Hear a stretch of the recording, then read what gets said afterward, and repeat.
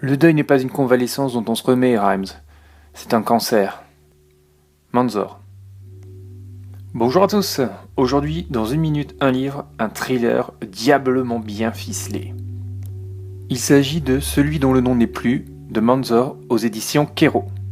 Ce livre a obtenu le Grand Prix du Festival de Cognac en 2014. La première fois que j'ai entendu parler de Manzor fut à l'occasion de son premier film. Oui, j'ai bien dit film, intitulé Le Passage, et pour lequel Francis Lalanne aura écrit son plus gros tube. Pense à moi comme je t'aime et tu me délivreras. Passons. J'ai découvert l'auteur à l'occasion d'une chronique du célèbre Gérard Collard. Quand j'ai vu le livre à la médiathèque, je me suis dit « why not ?» Cette histoire se déroule à Londres, où toute une série de meurtres est commise. Des cadavres sont retrouvés éviscérés selon des rituels religieux. Les coupables sont vite identifiés, il y a une vieille dame et un jeune homme dont le seul point commun est d'aimer plus que tout la personne qu'ils ont tuée. Dommage. On suit l'enquête à travers différents points de vue. Celui d'un policier du Scotland Yard, McKenna, un brun bourru, veuf, qui a des problèmes avec ses fils. Une criminologue américaine du FBI, Dahlia Rhymes, au passé pas facile, qui va faire équipe avec lui. Il y a également Niels Blake, un avocat qui reprend du service pour défendre les tueurs présumés.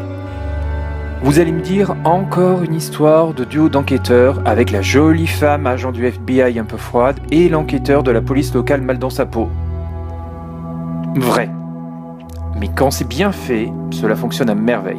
Ce roman est un modèle du genre. 1. Intrigue efficace, chapitre court, aucune longueur, on alterne entre enquête, meurtre et vie personnelle des enquêteurs, pas une seconde de répit. 2. Des personnages avec des failles qui sortent malgré tout des archétypes. Le profil du tueur est en soi très original. 3. Une écriture efficace sans être simpliste. Avec peu de moyens, Manzor arrive à créer une ambiance qui colle au décor et sert son intrigue. Londres et ses quartiers sont vraiment bien retranscrits. 4. Un renouvellement du genre. S'il respecte les ingrédients de tout bon thriller, Manzor arrive à renouveler le genre de par l'originalité du tueur. On l'arrête bien avant la fin du livre, cela ne gâche en rien le suspense ni n'empêche un coup de théâtre final bien senti. Celui dont le nom n'est plus est donc un très bon thriller que je conseille à tous ceux qui veulent découvrir le genre ou qui, comme moi, veulent le redécouvrir après une période de sevrage. C'est du très bon travail. Voilà, 1 minute, un livre est terminé pour aujourd'hui. J'espère que cela vous aura plu. Dites-moi en commentaire si vous avez aimé ce livre comme moi ou si je vous ai donné envie de le lire.